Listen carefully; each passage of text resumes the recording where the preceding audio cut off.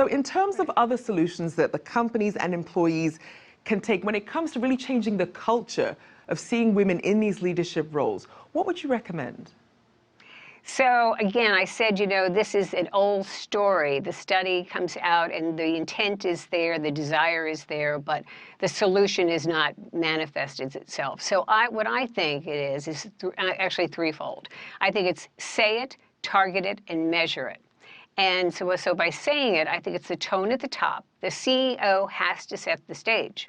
And the CEO has to make sure that it cascades down into all levels in the organization. And he or she holds the other levels accountable for ensuring that they hire and promote the people with the right competencies, but they develop them, and that they have enough women and minorities in those positions. And tell stories about these successes that happen. There should be many stories, and they should be compelling, and they should be told in town halls, and they should be written about, so it becomes part of the culture.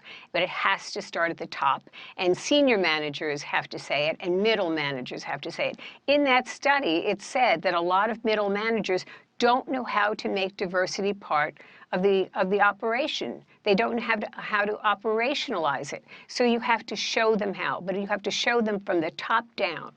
And secondly, you have to target. You have to say to each department, if your hiring goals are 30% for women and minorities, maybe you need to up them to 60%.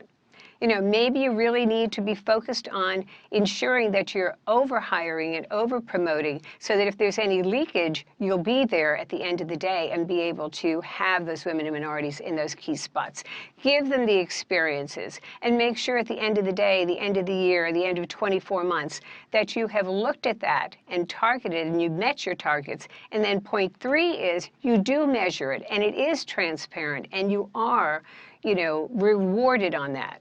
I mean, when you think about the metrics in a company, you would never run your financials this way. If you didn't have financial targets for your stock price, for your earnings, for where you want to be in growth targets, your company would be out of business. The same should be true for your talent, and you cannot afford to miss out on 50% of the talent that's out there, the women and the minorities.